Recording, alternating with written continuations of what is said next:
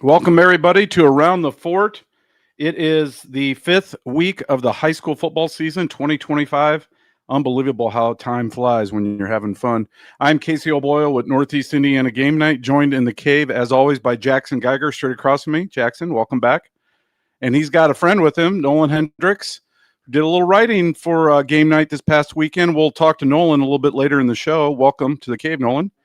And then to my left here, we've got the Professor Zebra, I call him, Matt Hatfield, longtime friend of mine, a big proponent and supporter of high school football, who has been an official and a youth coach for many, many years, and first appearance in the cave for Around the Fort. Welcome, Matt. Yeah, thanks for having me. And then to Matt's right and my left, none other than Pete Kempf, our good friend, DeKalb ties, Wabash ties. Matt played at DePaul, so these two sitting on the same couch is a modern miracle. And then Pete's been all over the place. You've been an assistant coach at numerous sites here locally, right, Pete? Yeah, so started at Carroll for Kirk Duncan for a year, was the head track coach, JV coach. I coached with Reef Guild for 3 years at Huntington North. Okay. Depew, for whatever reason, decided to hire me at East Noble, of all people, right? Was there for 3 years with him and Coach Amstutz. Did 6 years at six years at DeKalb High School as the football coach, track coach. Yep. Pull that a little closer, Pete. Oh, pull a little closer. Yeah, just a little to your mouth. I usually get told to quiet down. And then I volunteered at Dwinger, Eastside, and DeKalb over the years, and just connected all over and maintained a lot of great relationships around the area. Holy mackerel, you've been around the block, haven't you? I love it. Excellent. Love football. Well, your first your maiden voyage into the cave too. Thank you for being here tonight. Awesome. Yeah, you got. I noticed you brought a few accoutrements and some treats here. What do you got over here? I didn't know what to expect because I knew I was walking into the cave for the first time. There's a first-time visitor, long time caller, first-time visitor. Yes. I brought a bottle of rye from down in Virginia. I don't know if I could say the brand name, but it's from the Hollers, right on the borderline between Kentucky and Virginia. And this is a smooth bore rye, and it tastes like it should. So I wanted to bring something that you couldn't get anywhere else. And then, I for a long time, even though there was one game in my life against Homestead where we threw the ball 43 times, and I still at DeKalb, but when you have a 6'7" receiver and you're learning how to run the ball up front, you throw the ball to the 6'7" kid, right? Yeah. I'm a firm believer if you're going to win in October or November, you got to run the damn thing. So I have my run the damn ball hat that I like to wear every now and then. I can't wear it in public too often, but if I'm going to rep, I'm going to rep to the best of my ability. Very nice. Yeah. Well, thank you, Pete. It's great to have you. This is going to be so much fun. Now, last week, Joe Walburn was sitting over there, and he brings the juice. So I'm just – I don't expect you to be at Joe's level in terms of the energy, but, if you can – summon a little bit of that, I would appreciate it. If people who know me know I can be intense. I will say to Joe, I don't have the sack wherewithal, but hey, if you want to talk, I'm still going to call it the NHC because that's what I still believe in. County ball. If you want to talk NHC football, I'm your guy. So Excellent. I'm excited to talk. Well, we're going to tackle some of that here in a little bit. Let's jump into the rag if we could, Jackson. Let's go right into the cover. Fun cover here. Reggie Telemack designed this. Just a really fostering hope, and to me, this headline just made a lot of sense, especially with East Noble showing some kinks in their armor last week. A week ago, I think most people thought this was a 3 or 4 score differential between the two, East Noble and Leo. I don't think so anymore based on last week's results. I think Leo can maybe learn some things on film from the DeKalb game against East Noble, and they definitely can believe in themselves because of that young man right there. I think the best back in the area right now. But we'll get into that game a little bit later. Just wanted to highlight, go up if you would to our player of the week, Lucas Wynn.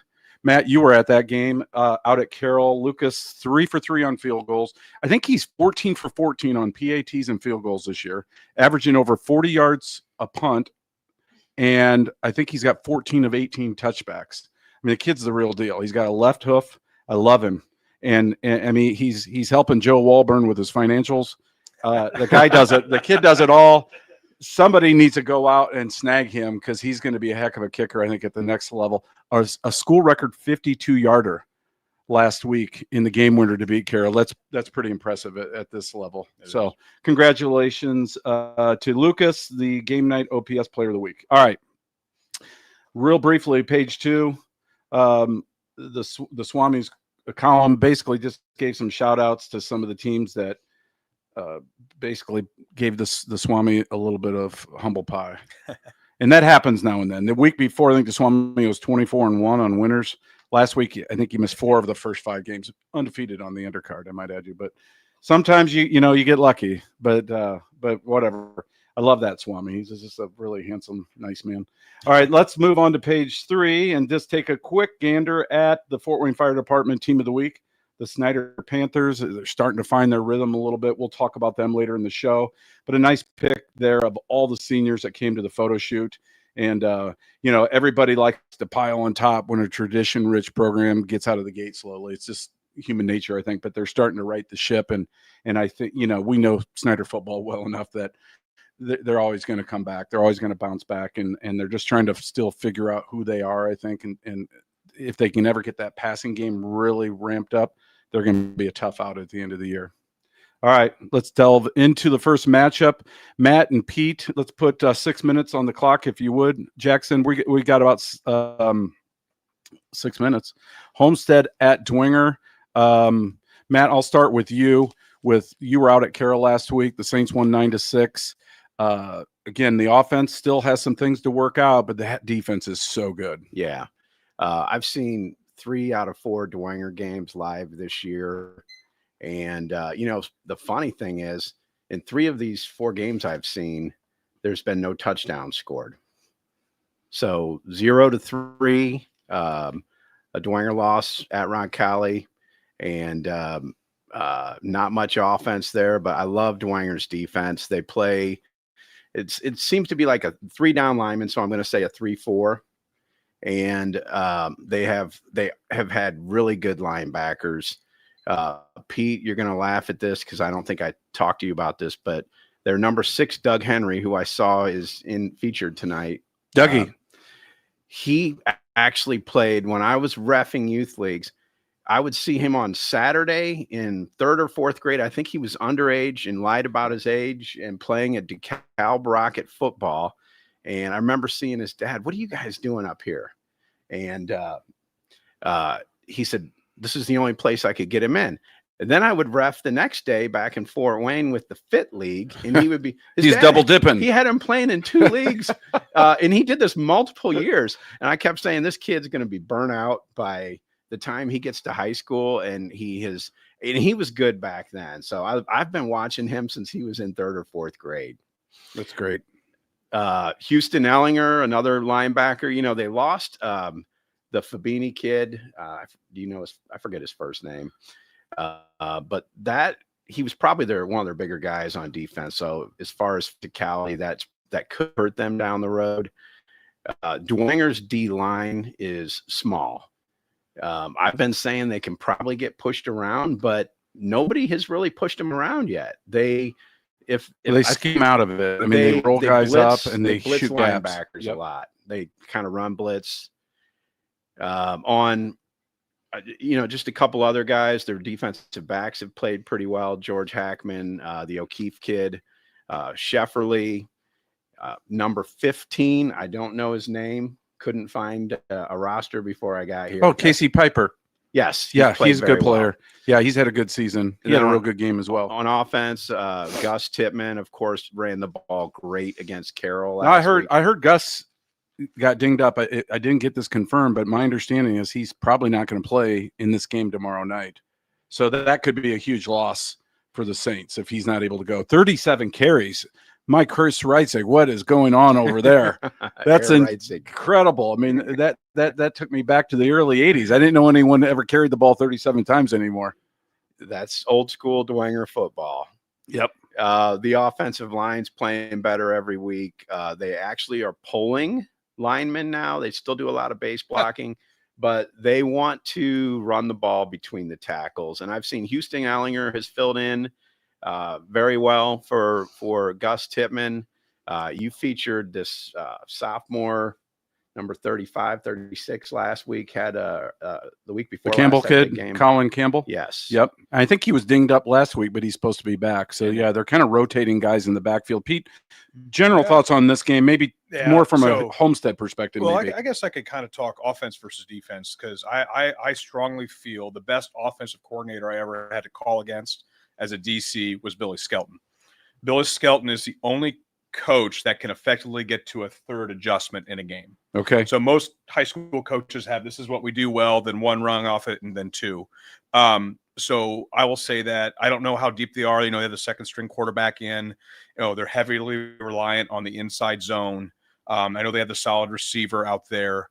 So it's just a matter of, I'm curious, because where Dwinger, they run that 3-3 stack, they run a variable out of it. So they're multiple. So they're bringing that inside linebacker down. They're placing him in adjustments in multiple directions. So it's going to be very interesting how Coach Nepper uses that to get us +1 in different areas of the game, how he adjusts to the formations, whether it's tight end base. I know it's hard to get vertical push, even versus a small D line like you talked about, because out of that 3-3, it's not necessarily gap control. So those guys are always moving. So because they're slanting one way or another, that makes it really difficult. So when I look at that as the key matchup, is it a guessing game at that point, or like it's a chess match? Yes to both. Okay. Because usually, you know, you're walking into a game as a defensive coordinator, like, okay, I know these guys are heavy dependent on the tight end.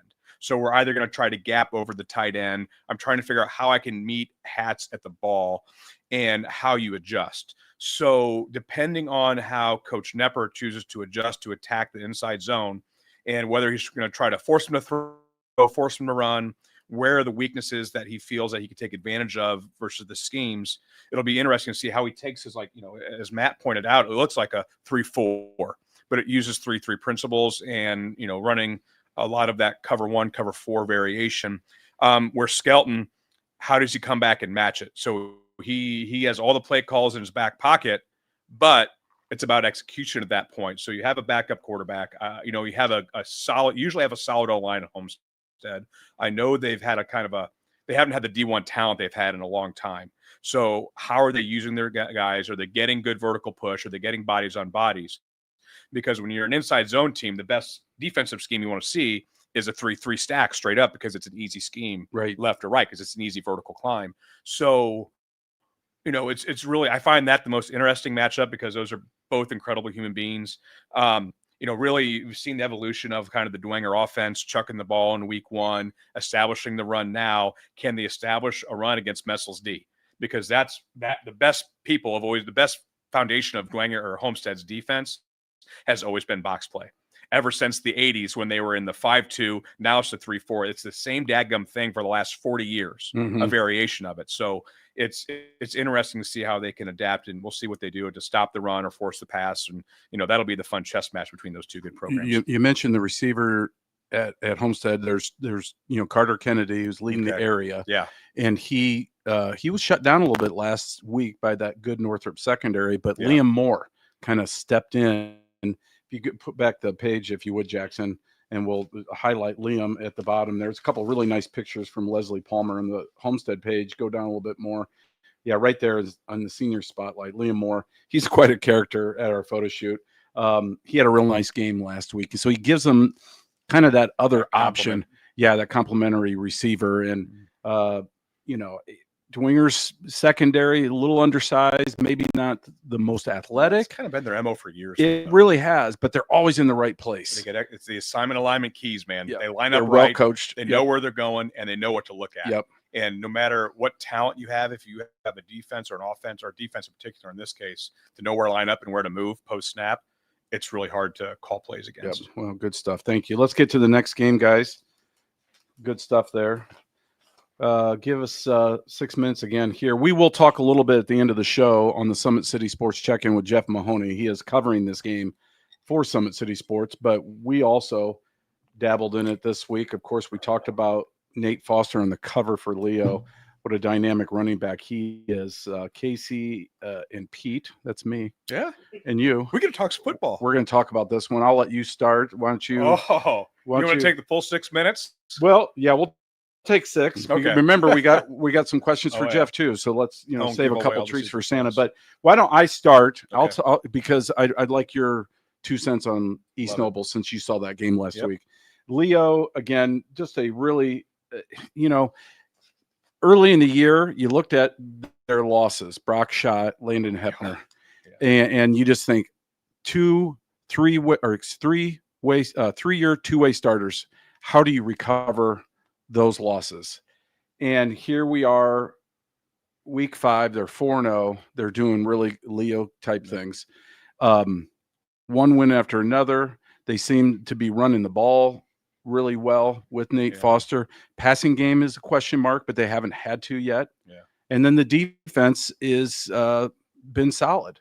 Now I'm sure there's some things on tape that you could probably decipher or see that maybe are some weaknesses, but hats off to Coach Jason Dorfler and his staff, because they have absorbed those losses, so to speak, and put out another really good product. And they go into this game, I still think, an underdog, but not quite as much of an underdog as I think most of us thought a week ago. Yeah. Because of those results. We were talking upstairs about Leo's offensive line. Are they that good? Are they as good as maybe, years past? Probably not, with guys like Landon Livingston. Yeah. But I think Isaiah Kuhlman's a pretty good lineman. Tristan Roberts, that's his brother, but the Roberts kid is a really good lineman too. They seem to be a team right now that's clicking on a lot of cylinders. They're healthy. Brett Sauter's another kid that we featured this week, junior, former head coach's son, Jared Sauter. And Jared is just, always seems to be around the ball. Again, fundamentally sound, really, really good tackler. And then down a little further, Jackson, Landon Foster, no relation to Nate Foster. He had a pick 6, I think, maybe on the first play, the first snap of the game, that really set the tone last week in their win. So this is a a team again that seems to be playing solid football. They had that season opening win against Bishop Luers. It kind of kick-started their season. They don't wow you on film. They do. They're very basic, but they're winning football games, and in many cases they're winning them pretty easily. So I give them a fighting chance going into this game at East Noble. A week ago, again, I would have thought 3 or 4 scores would have been the differential, and now I'm not so sure. I'll let you take it from here, Pete. Yeah, I think those are all valid points. I think tonight you're really going to see, and Luers is such a hard gauging for anybody in the NE8, because you see Luers who might go to a 2A state title, but you see an East Noble beat a Snider team who doesn't look strong right off the bat, but dadgum, they're going to be in the bell by the end of the year. That's probably hugely athletic, a little undersized. So as we're trying to figure out how do we gauge these two programs, it's really difficult, because you have the 2 best perennial programs in the NE8. Every year it seems to dictate what the conference championship looks like. I don't think as much this year, because I don't think the spread across top to bottom is as great as it's been. Mm-hmm. These 2 are still the class. But I think it's week by week. You don't know who's going to beat who. I mean, just like last week at Huntington North and Columbia City, Columbia City should have won that game by 14 or 21 points, but Huntington North pulled it off. So if we're looking just at these 2, what are the matchups? I really think you're going to see it comes back to running the ball in this case. I think we're going to be kind of even par. So I think East Noble probably is going to have the better matchup up front. I'm a real fan of that O-line. It's big. They're 5 seniors. They move people. So I don't think they don't have Foster, right? They're running back by committee. They're going to get downhill. They don't have a Dylan Crail back like they had last year. So, I mean, they have the freshman in Phillips, who's a good ball player. He's a really good player. But he's still a freshman. He's at the end of the day, he's still a freshman. Ian Ramey is another good player, and they've got a few other guys, too, again, by committee. And Riley Biddle, though. Oh, well, I think he's going to be different. I was going to say, if you're comparing the quarterbacks, no disrespect for the Stuller kid at Leo, he's kind of been thrust into duty there, truthfully. But he gives them a little different dynamic, I think, running the ball that they didn't have with their previous QB. I agree. Yeah, I think at the end of the day, if we're looking at this game, 1, being in Kennerville makes a difference. 2, who can sustain the running game more consistently? Is it Foster making big plays, or is it the East Noble O-line consistently running wide zone and counter and power 5 yards, and then coming back with like a quarterback read? And I really think of the film that I've seen on Biddle, when he is consistent, he's by far the best quarterback in the NE8. So if he can hit the downfield shots, he's hitting the RPOs. I know Leo runs a soft 3-4, so they're keeping 5 in the box. So if East Noble is going to sit in too tight and run inside zone, outside zone, what that looks like, can those outside backers force it? Can the safeties make a play? Is it a bend don't break? I think if Leo can't win on first down consistently, get them in second and long, third and long situations, it's going to be a really long night for that Leo defense. Mm-hmm. But on the flip side, if they have to keep Foster 120 yards. If they do that and they limit big plays and force them to grind a game, I think you really favors the Knights in this one in Kendallville. So I don't know. I would agree with that. I don't know. I would agree with that for sure. But And that's the big that's a big differentiation if. is the quarterback. Yeah, for sure. Riley Biddle. I mean, that drive that he orchestrated last week in the last minute was pretty impressive. I mean, all the pressure on them. They're a big, heavy favorite to beat DeKalb, and he took that team right down the field and scored, I think, with like 4 seconds left. And, DeKalb was right there on the precipice of a really, I thought, a benchmark win, and would have been one of the biggest regular season upsets that I can recall in many third or years. fourth time it's been on the precipice in the last 10 years or so. They haven't got over the hump of that week yet. Right. Well, it was a great game. It was a good game. It was a game plan by the DeKalb coaches for sure. I agree. And it was a lot of fun to watch.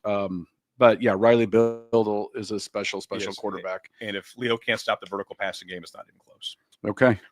All right. Well, there we go. Let's go to the next one. Thank you for that, Pete. Speaking of, keep it right there. Those hog mollies, the Hunters. Yeah, Hunter Shire on the right, Hunter Smithson on the left. About 650 pounds of beef. I love those big hunkies. A little 4-H shout out for Jackson Geiger over here. Jackson, if you ever want to move into my basement and bring your goats, you are totally welcome. I'm serious. My wife loves goats, and you have a spot down here anytime you want. I love goats, and I love Jackson. But anyway, I want to give a shout out to the offensive line coach. Oh, Coach Christian Jarrett. Jarrett, thank you. Yeah, he had some nice things to say about our show last week. Yep. And the shout out to his hogs. Yeah, I think it was like hungry, smart, and he wanted to share what he does with it. And I've known Christian a long time. His first year at East Noble was my second. Okay.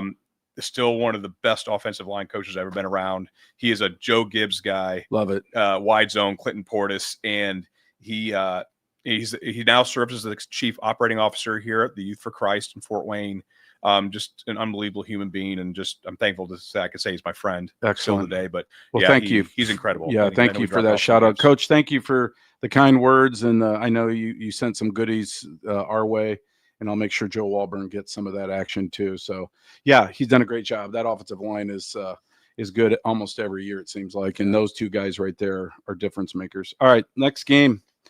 We have Heritage at Adams Central. Why don't you give us 4 minutes on this one, if you wouldn't mind, Jackson? Matt, I'll let you start. Just general comments on this game, either what you've seen from these teams in previous weeks, last week, or just general thoughts on this matchup tomorrow night. Well, I think I saw Adams Central scrimmage Dwinger this year. And by the way, I think their fans were saying that's the first time they have ever played in the city of Fort Wayne. I think that's the first time they played a Fort Wayne team. Wow. So they were all excited, and they gave Dwinger a good match. So you know what you're going to get with Adams Central for the last 5 years. State finalists. Physical, fundamentally sound. They do things the right way. They also. I had to use Michael Mosier's restroom one time, by the way. Is it Mosier? I think it's Mosier. Mosier's down He's there. very generous with his bathroom, though. I will say that. So I will tell you, as an official, I have reffed the two teams that I hated reffing were Adams Central and Chirubusco, because on offense. Well, no, it's not that. When the ball is snapped, there are guys pulling everywhere. And then they have the major deception in the backfield. And you learn really quick. Usually somebody is going to blow an inadvertent whistle thinking they think there's a tackle. Somebody was down, and then you realize over on the other hash mark, a guy has a ball running for a touchdown. Sleight of hand. They're really good at their ball fakes. So you had to really swallow your whistle. we would just get to the point where we wouldn't blow it until a guy was getting out of a pile with the ball in his hand.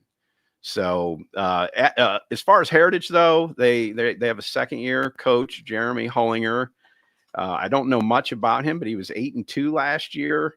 He lost to AC and to Delta. By the way, Billy Lynch is Delta's new head coach, son of Bill Lynch. That's right. And a two-sport star at Ball State, football and basketball. I think he played on the last single-class state championship team. Is that right? They didn't go to. They lost in the semifinal, and that was my one and only state final. I wanted to go to one before they changed it to class. I got Bobby Plump's autograph from Milan High on my credentials. Oh, that's cool. Which is pretty neat. Belmont. So Belmont lost to. They beat Delta this year. They lost last year. They lost to AC last year. The only concern with them is on defense. They have given up progressively more points every week. Starting with, they gave up 0 in week 1, 7 in week 2, 21 in week 3, and 42 to South Adams aerial attack last week. They beat South Adams, which AC is not South Adams. I mean, they're in the same county, but they run two totally different offenses. Oh, yeah. So you talk about matchups. That's what's the dichotomy in that conference from week to week is fascinating.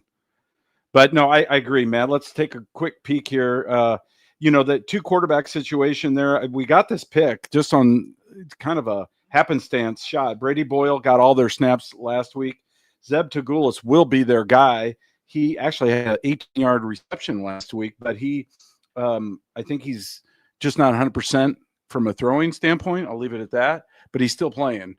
But it's pretty clear to me if he's healthy from a QB standpoint, he'll be the guy under center. But Brady Boyle's a really good football player. He leads them in tackles. He's a middle linebacker, a little undersized, but he's tough as nails. And yes, so fun fact. So I coached. My first job was code JV defensive coordinators with Coach Nico Tagulis. I love Nico at Carroll, and the athlete, Zeb's father. But the athlete in that family is neither Zeb nor Nico. It's their mother. Yeah, I've heard that before. Yes. Yeah, I've heard that before. Oh yeah, she's very the nice. stud. So she's a studette.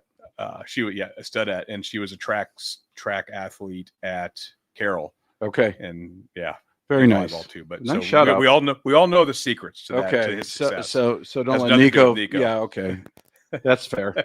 Well, Zeb's a really good football player, and I think as he continues to mature and grow, he might pass big brother Eli with some of those passing records. Eli was a ball player too. Eli was a pretty good QB for them as well. So at any rate, getting back to that game, I just think AC, you can go down to the AC part. They're just they're so keep going down a little bit more. There we go. The Flying Jets. The Flying Jets. Yeah, it's just unbelievable how they just reload. Vance Miller, Joey Everett. Every year it seems like they have 2 or 3 guys running the ball that kind of just step up senior year and they just plug them in. I don't know if Michael Mosier has like a cave somewhere in one of the cornfields and he just grows these guys. They get them from Decatur too. So so they pilfer them? They pilfer. They don't have to pilfer them. They just show up. They show up. Well, they come through the cornfields. They do come right? through the cornfields. If you build it, they're all bred they will come. Amen to that. Well, and Braylon Reber, that's a kid right there. Is a good shot of him. If you can go up a little bit, down a little bit more, and you can see him. He's every bit of 6'3.5", 6'4" receiver. He looks the part. I don't think he's got a ton of offers yet, but somebody's going to land him, and I think he's going to end up being something at the next level. I don't know at what degree. Top end speed? I don't know. Okay. I mean, that could be one of the things maybe holding back, but I mean, he looks the part. You know how you can see 6'3", an athlete, 6'4". and he just stepped into the photo shoot. I was like, whoa, okay, Brian. And I think he's got really, he's a man. I think he's got really good hands. And I think if nothing else, he could be, a possession tight end or something maybe at the next level. And then Carter Beaver, I love that kid. I mean, again, they just produce linemen every year too that fit their system and get a hat on a hat. So I think this is AC's game all the way. They've had a couple slow starts. Bless you. Are you allergic to the cave? No. Okay. Jackson sneezing over here. I think this is AC's game for sure, but we'll discuss that at the end of the show. All right, next one, Jackson. Thanks, buddy. Garrett at Eastside, Pete and Matt, you're going to take this one. Why don't we start with Pete first, and we'll discuss. Going to talk the DeKalb County rivalry. I'm going to put you on the spot Love to talk it. a little railroader football. That's great. No, what a prideful community, man. It is. I always hated. They love their football. They do, and I always hated going to Garrett. And can I say, damn, please do. Train, and they're honking the horns, and you know what? It is such a fun place to watch a football game. It is such a great community to just they root on their teams, and it's in Butler's very similar. So Garrett and Butler kind of cut from the same cloth, and just the pride in that they have in their schools.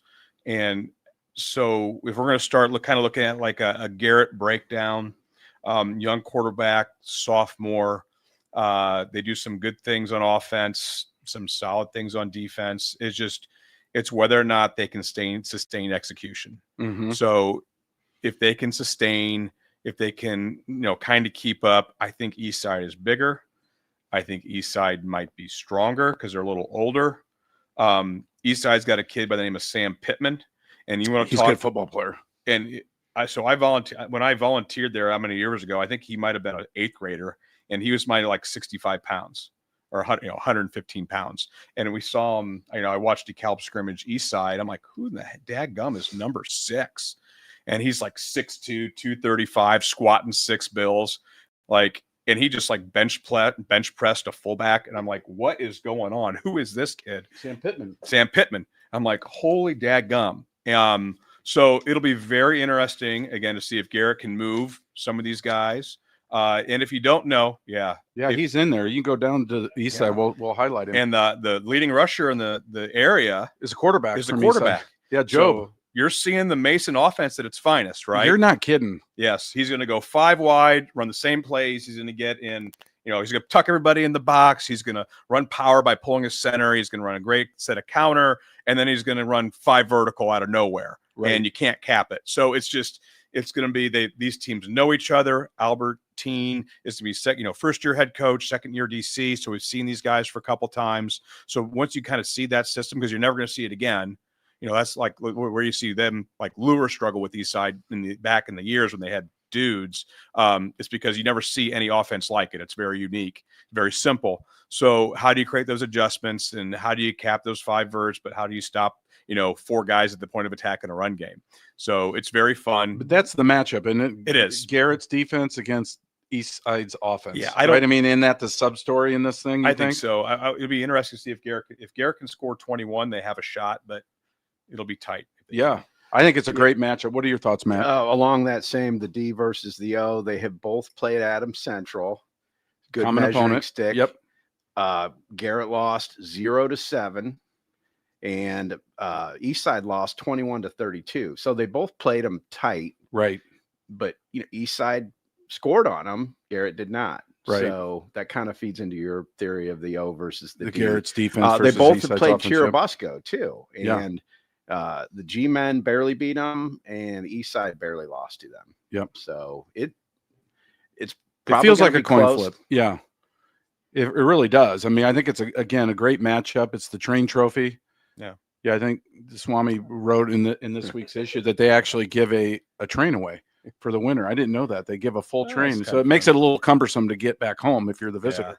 Yeah. So that's why the Swami took Eastside. Well, I know Eastside's rivals AC. I know Garrett's rival is DeKalb. So it's funny. These guys are rivals, but it's also kind of like their tier 2 matchup. Yeah. Every year. Yeah. So, and I mean, Eastside and Adams Central have been playing each other now for 4 or 5 years in a row, 6 years in a row. So they know each other inside and out. I think this is the first year that second year Garrett's played AC too. Second year. So that's a little bit of different matchup. Remember that's the last team to beat Adams Central. Adams Central's won 18 straight games. The last team to beat them was Garrett last year in the opener. Game 1, yeah. So it's a fun matchup. It's a fun matchup. Okay, wonderful. Thank you, guys. Well, there's Sam Pittman there, along with Jake Warsler and Kason Hewitt. That was a kind of fun pick. I love the fact when these schools show up and they bring multiple uniforms. I love those kind of picks. Just because, I mean, even the fellow down at the bottom, Gabe Guerra, the lineman, he's got white pants on just to complete the ensemble. What teams get 3 pairs of colored pants? They all do. And here's the thing, Northrop, I The kid you Pittsburgh not. Pirates? Your tax dollars are going to good use because I swear Northrop had like 5 different jerseys. It was impressive. Oh, there's no way. No, they did. There's no way Shank would buy. You know, 5 sets of jerseys. I By the think way, that, the thing is they don't have all the name brands. That's how they do it. That's why. You But know, they had gray, black, orange, like Tennessee. I mean, white, and then one other one, brown maybe. I mean, it was impressive. Hear me out. There are 2 awful looks in jerseys. One is orange on orange. Oh yeah. Unless you do it, Oh, unless yeah. you dress it up with like The Oklahoma State. creamsicles. But it's not nearly as bad as brown on brown. Brown on brown might be the single ugliest look. Those are both. That's just Northrop's. like it's not maroon Northrop's on trying poop both on of those. poop. maroon. Yes. Yeah, like maroon. I mean, you can respect the maroon. Like that's Ivy. That's Ivy type stuff. But brown on brown, man, that's brutal. And like electric yellow. Whew, that's All an right. acquired taste. Originally, we were going to drain our lizards at this point in the show. I'm okay. Do you have to go? You were getting up, Nolan. You're good. You're a young man. Your bladder shouldn't be bursting at the seams.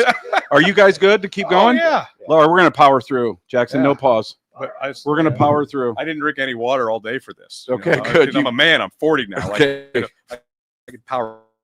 Next game, let's well, actually, we're going to do our specialty segments now real quick. This is your turn, buddy. That's why you were getting ready. So go ahead and pull the microphone over. Matt, push the microphone over towards Nolan. This is his segment. Yeah, push that in, Matt, so it doesn't pop off. There you go. That's it. Yep, right there. All right. So introducing again. Now we get to finally meet him a little bit more. There we go. There he is, that handsome fella, Nolan Hendricks. Nolan, welcome to the cave. Thank you. It's a privilege. I appreciate it. Yeah. Well, Nolan is a friend of Jackson's. Jackson Geiger, our engineer, who at Grace College. Yeah. Is that right? Yeah. Is that in Warsaw? It's Winona Lake. Yeah. Winona Lake. Okay. And you guys, that's where you met. Okay. Excellent. And so Jackson introduced me to Nolan, and Nolan did a feature story in game night this week down in Bloomington, the first ever college football game, major college game that you've covered, correct? Correct. Yeah. Okay. Did a nice feature on the game night graduates, specifically the 4 guys that played in the game from Fort Wayne, Rocco Sioka and CJ Davis from Bishop Dwinger, and then, of course, Jorge Valdez and Sebastian Lopez from Carroll. So that was pretty cool to catch up with them, and I encourage folks to check it out online or grab a copy tomorrow night, and they can read what Jackson wrote and caught up with those guys. But I just want to ask you, what was that experience like for you personally? It was really cool. My family has ties to both schools, so it was more than just going to write a story, but the experience itself, being able to sit in the press box with all the higher ups doing their thing, kind of felt out of place, but I knew I was there for a reason. And then getting down on the field, 5 minutes left, being in contact with some of the ISU guys, and then being able to do those interviews. I did one with Valdez and Siaka. So it was good to be able to do all that. Yeah. Yep. Sioka. That's Sorry, okay. yeah. No, you're good. They were pretty gracious with their time. I'm sure they weren't real thrilled to talk after losing 73-0. That's not an easy situation. Surprisingly, we're in good spirits about it. Okay, good. Especially Valdez. He saw my shirt and he's like, "That's my guy." So he was pretty chill doing it. And then Sioka, he was a little short, but he was definitely giving me good answers for the questions I asked him. Good. Well, that can't be an easy thing from their perspective. No. I mean, they go there hoping to win, at least, put their best foot forward, and it just didn't work out for them in terms of the scoreboard. And what were your thoughts about IU? I mean, are they as good as maybe what we think they are, or was it maybe the opponent that just didn't play up to par? So I am an IU fan, so I do keep up with them. I think they'll be good this year. The true test will be this week when they host 19 Illinois. Yep. Or 9 Illinois. They're 19th. IU is. So I think they'll be good. It'll be fun to see how Fernando Mendoza plays against a FBS school within the Big Ten and a top 10 team. So He was good last week. he did play good, and his brother came in after him, and he put up some good numbers as well. So Mhm. I'll be curious to see how it is, but I think they're more legit this year than they were last year. I think in my they had the opinion. potential to be. They lost BB, the running back, They this did, week, which yep. is a big loss. My daughter, Mora, and I will be at the game covering it. Mora will be down on the field. running around like the little helter skelter that she is, and I'll be up in the press box in your spot. There you go. Did you enjoy any of the cuisine? Did they have food for Yeah, you? they had mac and cheese, hot dogs, and brats. And honestly, that mac and cheese was probably some of the best mac and cheese. It was I ever creamy, had. isn't it? It was really good. That was actually it was creamy mac and cheese. So, yeah. Excellent. Now, when you left and you went down, took the elevator down, did you get spit out into the bowels of the stadium like I always do? I always go in the wrong door, and I'm underneath the stadium like in a maintenance room or something, and I just roll out I onto took the sideline. the stairs down actually. And I'm then too was old at for the, that. the first. One flight's enough. Yeah, I'm an elevator guy. Yeah, I took the Nolan. stairs down, and I was just at the main level, and then took the stadium seats down to the Oh, field, and kind of got the so you access kind of that went way. right into the action there with the fans and Correct, everything. yep. Good. Yeah. Very cool. Well, thank you for doing it. I hope it was fun for No, you. it was a great opportunity, and I appreciate it. Yeah, you bet. We'll have more opportunities for you down the road if Looking you want forward to. Absolutely. All right, buddy. Well, thanks for joining us tonight. Thank you. All right, let's move on if we can. Great job on that, buddy. And some nice pictures there. Thank you to the folks at ISU too for sending the pics there. And Nolan actually took the one photo of CJ Davis. He actually did some good things at the end of that game. All right, Carroll at Snider. Matt, you and I are going to tackle this one. You give us 5 minutes on that, if you would, Jackson. Matt, I'll let you start. Maybe from a Carroll perspective, you saw them up close and personal last week.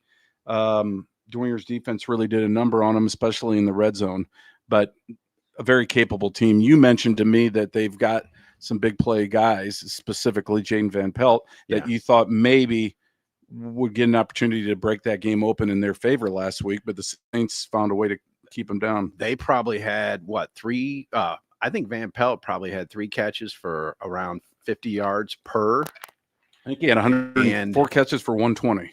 So, but Dwinger kept catching them from behind, and then they would stop them before they could get to the goal line. And then when Dwinger kicked the field goal to go up 9-6, I said they're going to try desperately to get the ball into his hands because nothing else really. The running game wasn't working. And what is it about that running game? And is it their blocking schemes? Is it the design of their running plays? They're averaging. I think I looked up. I think they're averaging 28 yards rushing per game. That's almost unbelievable for a school that size with that much talent and that much success. Don't you think? They're pass focused. I'd No be doubt. curious to know how many pass attempts versus run attempps they had on Last Dwinger. week. Yeah, but I can tell you they have a good size offensive line. But when I was saying, hey, they're going to desperately try to get the ball to him, they ran the absolute best play they could have run. They threw a double pass. They threw to him out in the flat, and everyone, including me, bid on that. Said, go up and get him. There was a guy downfield wide open and hit that it. he threw to, but again, he could not make it to the end zone. 57 yards was that pass play. Jaden Van Pelt 1 to So I don't know who it was to because that doesn't break it down. I'm guessing it was you know Baughman. what? It was the No. It was Harrison Shealy. Shealy. Yeah. Yep. He had 4 for 92. Yeah, long of 57. Okay, you asked the question. Carroll had 30 carries last week for 47 yards, 25 attempted passes for 330. 1 pick. Okay. So I mean, that's a huge disparity. If you're only getting 47 yards on 30 carries, I mean, what is that? 1.5. Well, you know what? 6, they started out the game running the ball fairly well. Billy Lauer had a couple early on. And so I'm guessing a lot of those are lost yards for sacks. And then also Dwinger just shut down the running game after probably the first quarter. Yeah. And But- Poppy's default setting is to chuck the rock too. Yeah. Yeah. No, you need a hat for that. Yeah. The other way around. I mean, because at some point, I know Andy Papagiannis well enough. I know you know Andy too. He's in your era, right? I mean, graduated same year. yeah, and he played at Carroll and was a heck of a receiver, He was, of course, very good. at St. Francis, and a good friend of mine. And he, I know he wants to run the ball more, in theory. Yeah. And I'm sure last week there was times he was beating his head against the wall, and Yeah. in that How kind many of attempts did they situation. have? They only had 25 attempts, and one of them was from Jaden Van Pelt. So 24 by their quarterback, Yeah. 30 carries. Now, maybe there are a couple sacks in there, but the bottom line is that, he wants to be balanced. He's still but attempting. That's what matters. Yeah. Passing to run the ball. Yeah, he's not giving up on it, but Yeah. by the same token, you can't help but think maybe if they, pass 10 or 12 more times and have 10 or 12 fewer carries, maybe they win that game. I don't know. But they still have a good defense. Very good. I mean, they held Dwinger to 3 field goals. Upstairs, you were talking about them a little bit, especially the linebackers. You were impressed with them, weren't you? Carroll. Yeah. Their whole defense, I believe it was number 99, their D tackle. He's a big kid, 6'5", 290. Gavin Goldacker. Is that the guy? 6'5", 280. He's Yes. a beast. He's a junior. He had a huge hit on, it was either a 3rd and 1 or 4th and 1 that forced Dwinger off the field. That play definitely stood out in my mind. But they also have only given up to the Indianapolis schools. They played Center Grove tough. I know. Who's a 6A powerhouse, and who was the other Indy school? Hamilton Southeastern. Did they hold them to like 14 It points? was close. Yeah, both those games were very Yeah. competitive. So I expect the defense to play well. They're 1-3, but their 3 losses are They're- against 3 pretty good football teams. And, Yeah. and I think Dwinger, there's still some question marks with their offense, but that defense is undoubtedly one of the best in the area, if not the best in the area. So I expect this game to be tight. Hey, I do want to give a shout out on Snider. Give me a shout out. I have a little brother from Big Brothers Big Sisters. We were paired up when he was Very about nice. in 5th grade. Ramaj Totten, Totten, number 2 cornerback, senior for Snider. I never thought he would make it this far because in grade school, when the ball was snapped, he would run away from everything.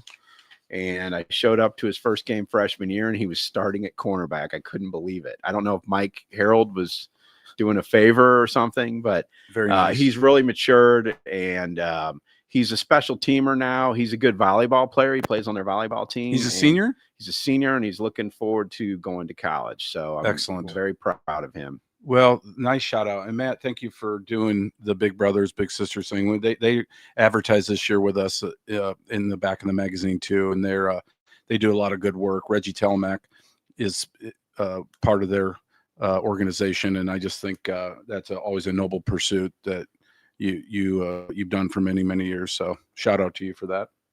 He's a senior. Yeah. So he should have been on that.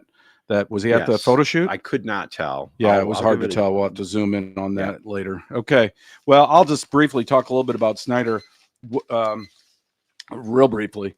31-18 last week against Wayne, but I think they were up 24-0 at half, I believe, 31-0 in the 3rd quarter. So I don't know all the details. I watched bits and pieces on Summit City Sports as I was toggling from some other games.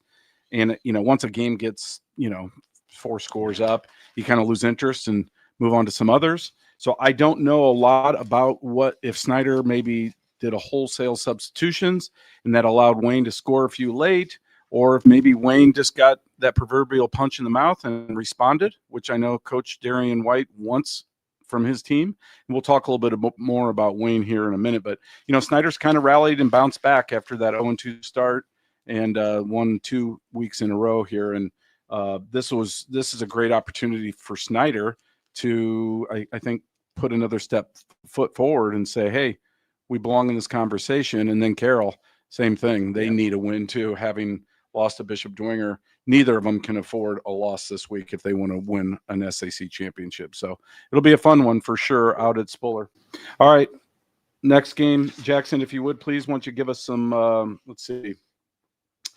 Where are we at here? Southside at Wayne. Matt and Pete, you're going to tackle this. Give us 5 minutes, if you would, on the clock, Jackson. Who wants to start? Oh, this is all Matt.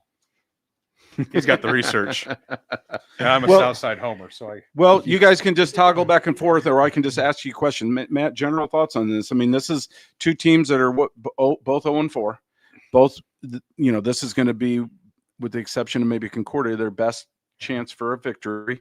And both Southside schools, Fort Wayne Community Schools, Darian White, the coach at Wayne, first year, Andre Goodwell, now in his 3rd year, I believe, they're both really good friends. Yeah. A lot of subplots. You got 2 former Lures quarterbacks in this game, Devin Patterson for Southside, that's cool. and then Jace White at Wayne, which is kind of interesting to think about. So I know I just stole all your thunder there, but go ahead and take some of those. I know those probably lightning bolts more and run about with it. South than Wayne, but South should have beat Jimmy Marion. Carroll. Well, yeah. So Jimmy Carroll is helping out coaching there. Longtime Lures supporter, Dwinger alum, coached St. John's into a powerhouse back when I coached at St. Vincent's. He did. I remember his last game in sixth grade. The St. Vincent's Panthers destroyed him 27-0. I think I might have been coaching. He's that probably game. blowing up my phone right now, saying that's not true. It is true. He remembers that beatdown.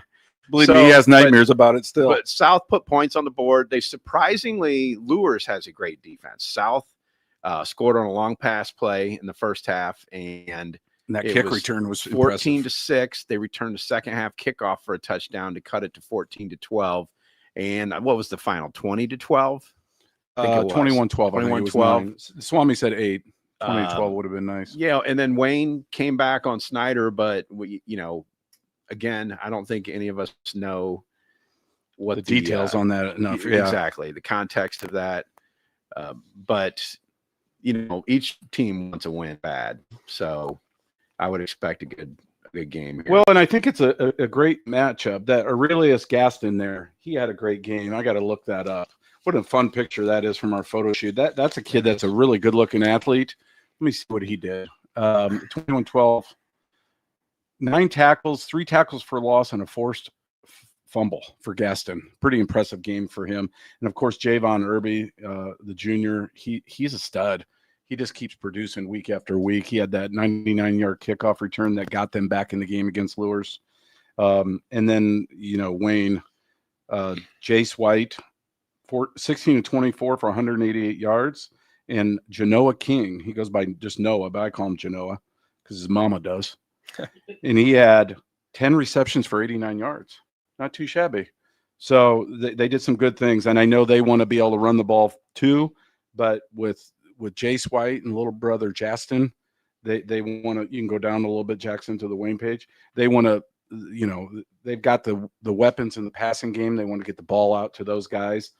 And this is a really intriguing matchup just from the standpoint of the coaches being friends. They're both 0-4. You know that they're not quite where they want to be long term in terms of the program. They're trying to turn a corner, and this is the kind of game that the winner can really build upon, and the loser has to go back to the drawing board and think, it didn't work out for us. Coach, what are your thoughts? Hey, here's all I could say that so fun fact, my great-grandfather was the architect that built Southside Northside High School. Oh, wow. So my grandmother's a Southside. My great-grandfather. Great-grandfather. My grandmother's a Southside product, Foster Park. And then growing up a DeKalb guy, I remember vividly the 90s Wayne DeKalb matchup, double wing, Wayne. They always had a running back. Those games were brutal. Cuevas Tate. So Darnell Levette, Jared Worley. We only ever got into a verbal Nate argument. DeArmond. Oh my gosh. Seth DeArmond. Yeah. And on all my coaching years, only ever gotten one. Cornelius Bowick. Oh my gosh. We're not done. We're not done. No, those were great matchups. They were all playoff matchups, right? Playoffs, regionals. And Yes. only ever gotten to a verbal altercation with one coaching staff in the summer, and that was those Wayne guys. Different staff. So, really, huge Matt Land fan. We used to scrimmage Southside when I was in high school, DeKalb, and then that was like Larry Bostick. Yes. And I think Land was even there at that time. So they were running Flexbone and just rocking it. They had Tex Moore. Remember him at offensive line? That dude was a freaking animal. But all fun and games when you look at and you obviously get to Pollard too. Don't forget Bernard Pollard. He wasn't half bad. He was okay. When you look at like this kind of matchup, it's what team's going to quit first. So at the end of this, if a team gets up 14 and you kind of are trying to build out of that losing culture and get that first dub, and you see the close games versus the big scoring games, it's really who's going to get up that 14, who's going to take the second, withstand that first or second punch. Right. And it sounds like both these cultures are improving. They're improving the programs, are closing the gaps, and that's cool to see. Yeah, I agree with you. And I think that it's a good point because learning how to win can be really difficult. I also think the teams combined scored 5 touchdowns last week and didn't make 1 extra point. So it could come down to 2-point conversions, either a 2-point conversion or who kicks a PAT. Yeah, at that point, I'm going for 2 every time. We should just get rid of special teams altogether. That's all I'm going to say. All right, Norwell at New Haven. Let's get out of that action. and get into the county. Pete, you and I have this one. I'll All let right. you take the ball and run with it. The Okay. Knights got that first dub against Belmont, and they struggled a little bit. Belmont Yeah. actually had a couple scores in the first half, I believe, which was kind of shocking. But Norwell eventually pulled away, and then of course New Haven. You watch them on film. They do some good things. They do have some athletes. Yeah. But they just can't quite put it together. I don't know if they've got enough in the trenches. I think that's where this game could be won or lost. Yeah. The big guys. What are your thoughts? I think New Haven's still searching for identity. Their quarterback is a ball player. If he can deliver on time and they can stay in the run just enough, it's really for New Haven. It's always how much can that O-line improve from week 1, week 2, week 3, week 4. Because I don't think they necessarily have the guys to run laterally like they've had in the past. Mm-hmm. So how do they get that? Or if they're not running jet screens or tosses, because they don't have the linemen to get out front and lead just enough. But how could they get vertical and be able to have those running backs run the ladder? And then, from Norwell is how much, because Norwell always goes in cycles. So I'm assuming that they're in their freshman group, sophomore group right now. They're super young. And if that's the case, they're rebuilding to win a state title in 3 years like they do. Every 4 years, they seem to be freaking good. And that's with or without a harness. It's just they have a really inconsistent ebb and flow. Correct. It's every which 3 is or so 4 bizarre. years. Like they never just go dormant forever, but they do have lulls in their program, and then they bounce back, like you said, and they make a run to state. If you see the lulls, they're always super young. Mm-hmm. It's almost by design. Like they earn their stripes, so to speak, and Correct. by the time they're seniors, the picture there in game night this week at our photo shoot, first time ever we had anybody bring a plate of pancakes and their own syrup. Which was, not, what? Hey, self-sufficiency, man. Well, and That's I like the new they're in thinking about vogue. it. Yeah, they're, at least they were into it, and so I felt pretty compelled. So, is this a challenge for next year? Yeah. What O-line has the best culture? I always like my guests to bring who has the liquid best food? treats too, liquid, gifts. Yeah, but that's just. I mean, Johnny Z brought. I think I told you. So I was very impressed, Pete. Hey, it's my first time here. If I don't know what to bring, I'm bringing whiskey and a soda, and I'll see what kind of night it's going to be. Well, they brought the props, and I thought that was pretty cool. And they're all they're pretty big, and I think they move pretty well. Yeah. And to your point, maybe New Haven's line doesn't move quite as well as Norwell's. They win sectionals because their line gets really good. It's never a question of athleticism. It's a whether or not they can continue to execute up front.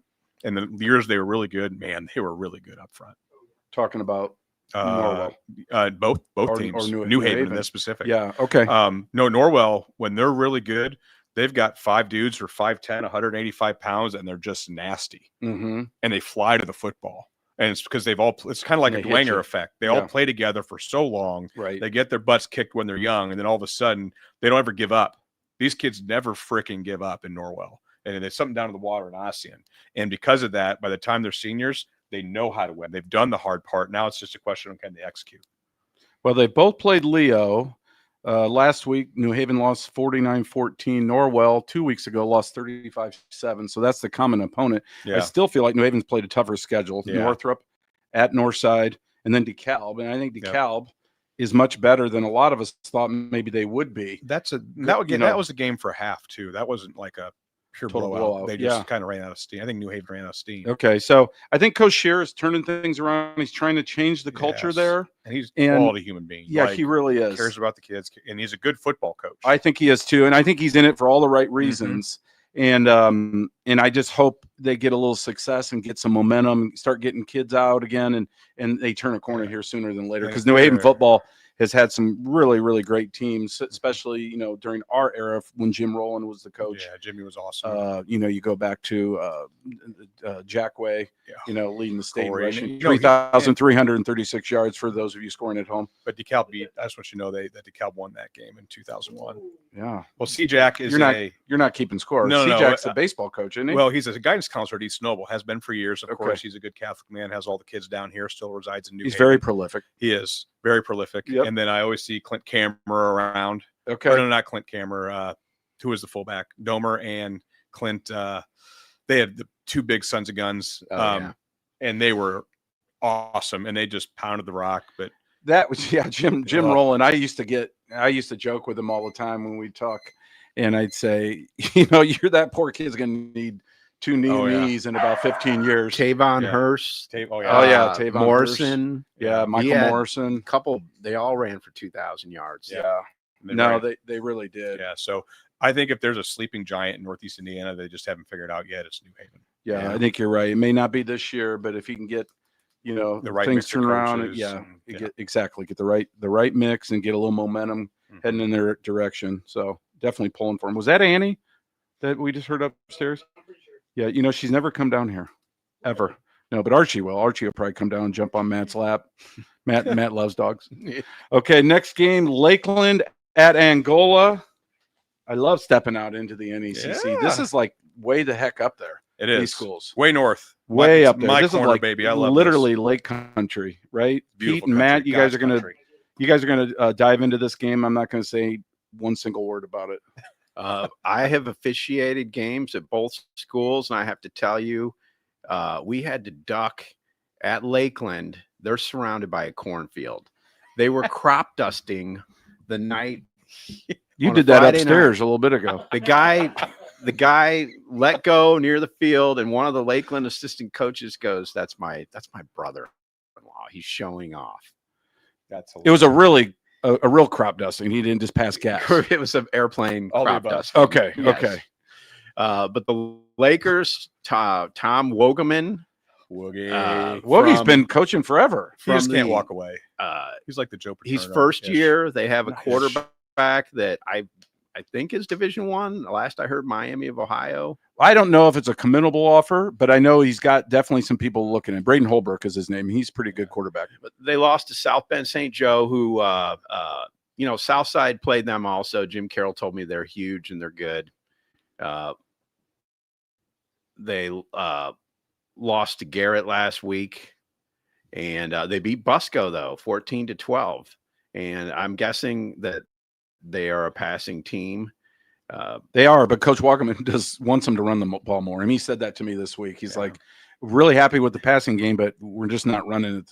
And that happens so often. You think we talked already about Carroll. Yeah. We've talked about Homestead. Some of these teams that are, they want to pass first.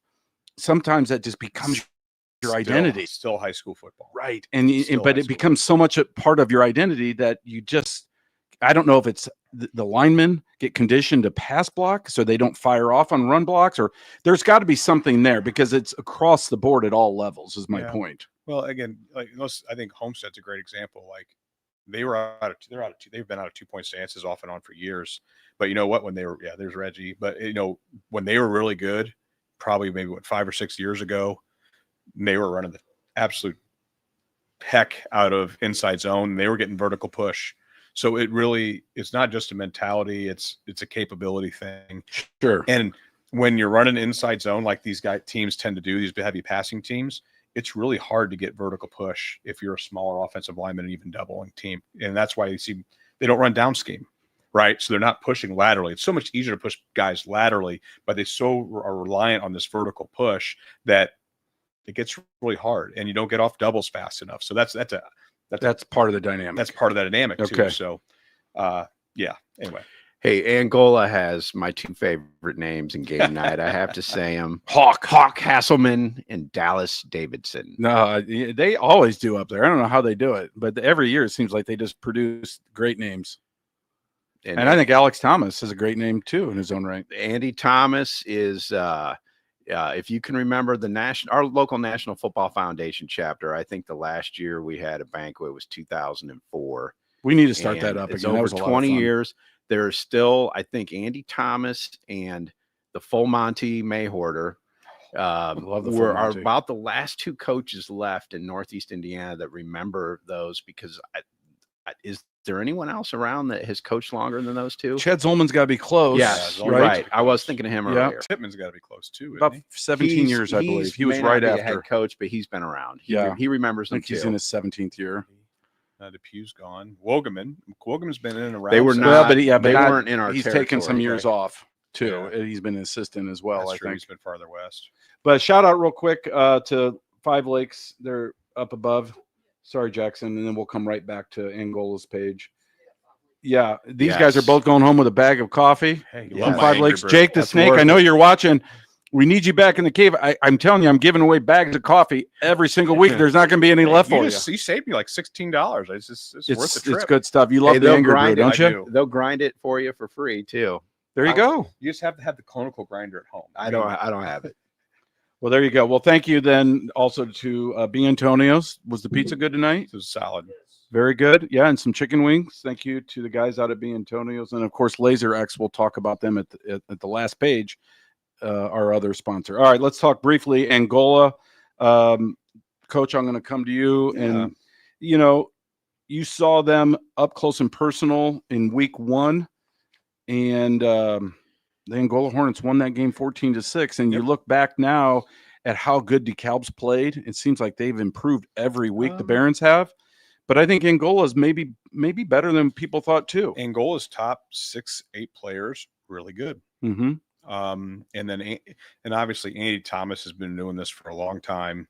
He's running all the midline stuff. The kids know in and out. So you see that. And really, if you're Angola, what's your Super Bowl every year? It's got to be DeKalb. Probably, It's a sectional opponent. It's the only 4A team you're going to play. Right in that conference. So because it's out of conference, right? So they're hyped up for that game. Garrett, and I know they play Leo week 2. They held them to 21 points. That was a fairly close game. Yep, Angola's better. They're getting better. It just kind of sees what happened. We'll just kind of see what happens over the year. But no, it'll be a very interesting matchup. I actually don't think this will be as close as people think. But well, it just depends. I think if Lakeland can run the ball with a little success to keep the clock moving and maybe set up play action and get a big pass play with Keenan Arroyo. Yep.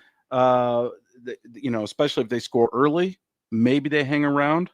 But Angola looks to be, the prohibitive favorite, I think, for sure. And then we'll talk about that maybe at the end of the show. All right, let's get out of that one, and let's talk briefly about the standings and the leaders, and then we'll get Jeff in here. I see he's on deck. He's in the on deck circle right now. He's taking his cuts. Jeff, we see you. We haven't forgotten about you. Briefly on the standings. Anything here shocking through 4 weeks of action, guys? And if you just look at this, I suppose East Noble, Leo, not too surprising to see them at the top of the NE8. A lot will be said about that conference after tomorrow night. The SAC, Dwinger, Homestead, Snider. I suppose those are names that we would consider at the top of the list. Northrop and Carroll both at 1-1, but they're both pretty darn good football teams. I think that race has still got a lot of football left to be played.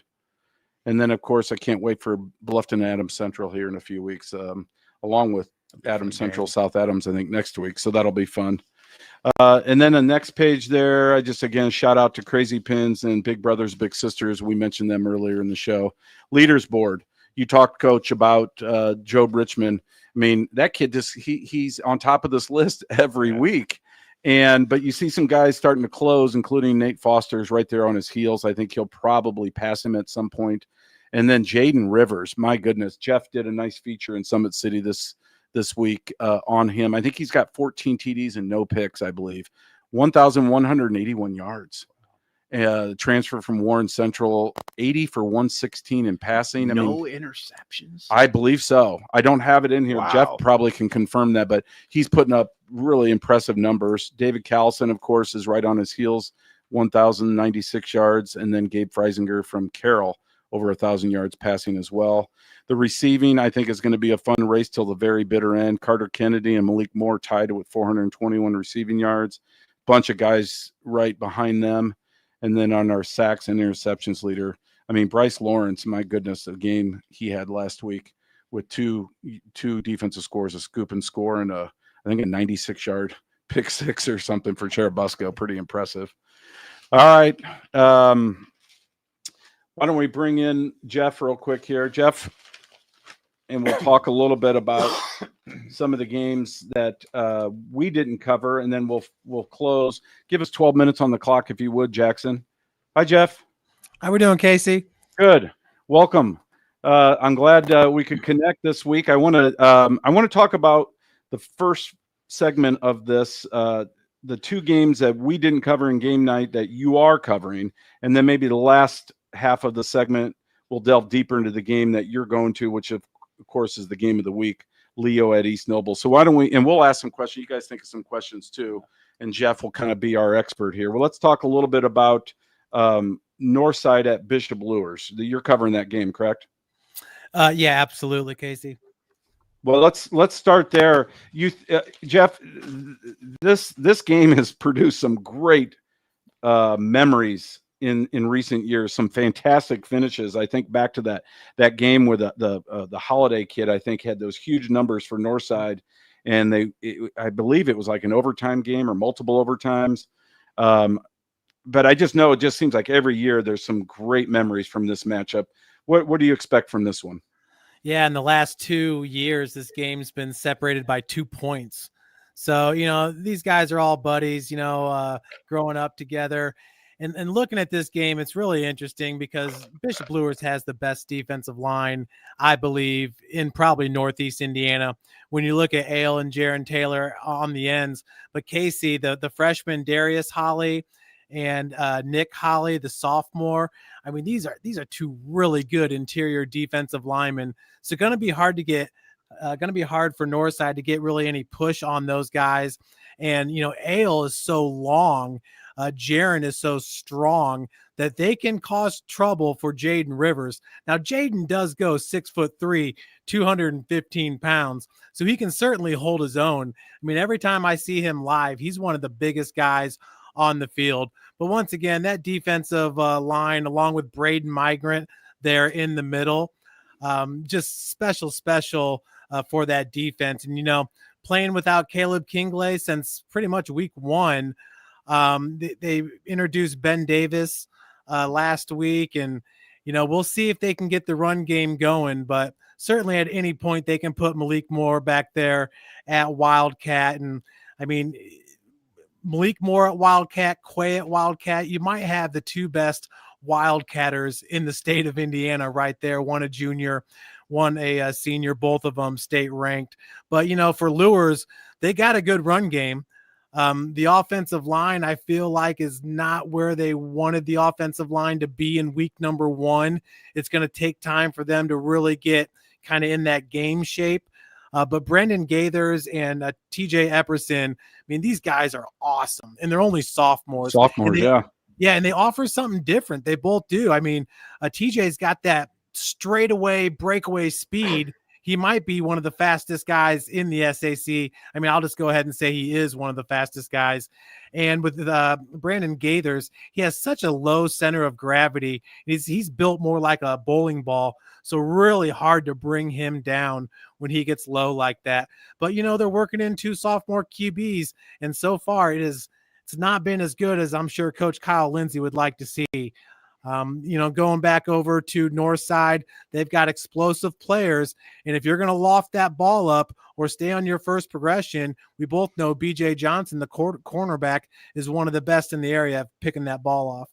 Yeah, he's been a ball hawk. I think he's got 3 picks already this year, I believe, and doing a really nice job. They've got playmakers all across the board. What do you know about Caleb Kingley? Is he going to play this week, or is he still out? I don't know that he's going to play this week. I did not talk with Coach to get a too deep or anything. Kind of been focused on my game and some other stuff that's been going on. I actually just got informed on Monday that we have 2 hockey games on Friday and 2 on Saturday, and it's September. I'm like, what's going on here? But yeah, I'm not sure about Caleb. I was told at Northrop that it was a precautionary thing holding him out in week number 2. Then against Northrop there, he had that 1 series and we didn't get to see him again. So I think it is a high ankle sprain type of thing, and it's just going to take time. Take forever to heal. Yeah. Well, the other game, Jeff, in the SAC that we didn't cover that I know you guys are, wanted to give you an opportunity to talk about Northrop at Concordia. The Bruins kind of probably feel like they let one slip through their grasp last week against Homestead. They outgained them substantially. I think somewhere in the ballpark of 450 to 290, I believe. Typically, you outgain somebody by that many yards, you find a way to win. But they didn't. Kudos to Coach Zolman and the Spartans. And then Concordia, we know that they're still kind of in that rebuilding mode. This is probably a get right game for the Bruins, don't you think? I think this is a game where they can try out, a few new things. They're going to win this game. There's no doubt about that. One of the things that really impressed me with Northrop is kind of their depth at the skill positions. We knew that they were going to have the best defensive backfield in Northeast Indiana based off of D. Hogue and Davion Surrey going over there to join Reese. But, there's another Reese that's really impressed me, and that's Kobe Reese. I coached Kobe that 1 year at Northwood. He was there with Caleb, and there's a lot of guys from that team contributing for both Northside and Northrop.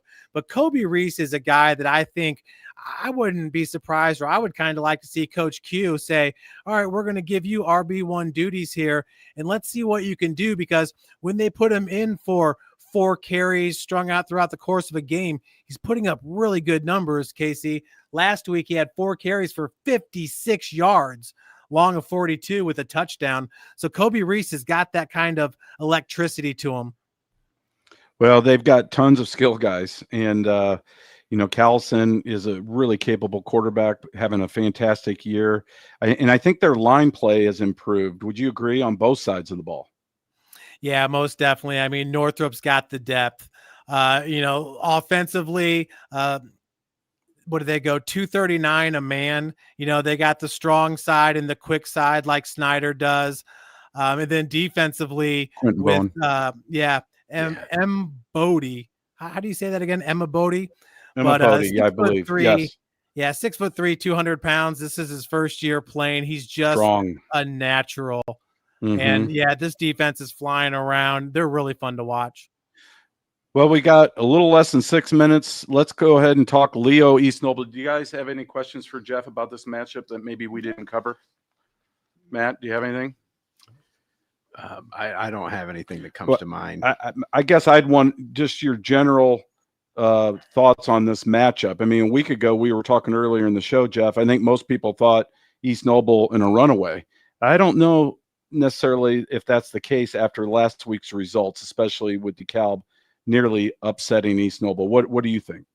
Yeah, that was wild right there. And that's the type of game that East Noble needs as long as they win it.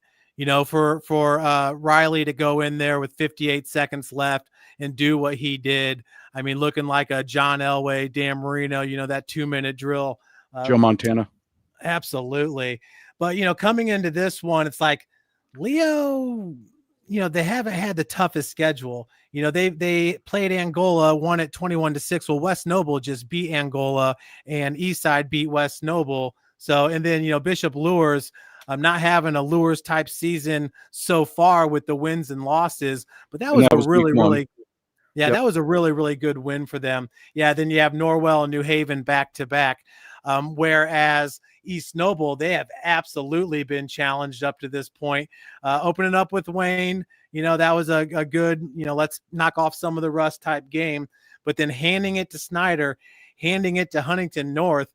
Now, granted, Huntington North was playing without Lathan Janes, the sophomore QB, and most people will say that were at the game. Some people will say that Huntington North beats Northrop in week number 2 if Janes doesn't get knocked out of the game with what I believe was a concussion.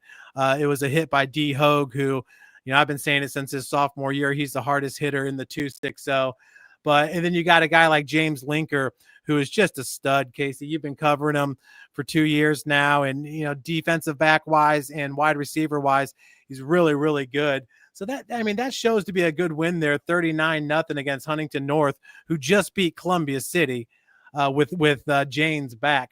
That DeKalb game, yes, everybody was shocked by that one. But if anybody's going to have the know-how on how to be East Noble, it's DeKalb.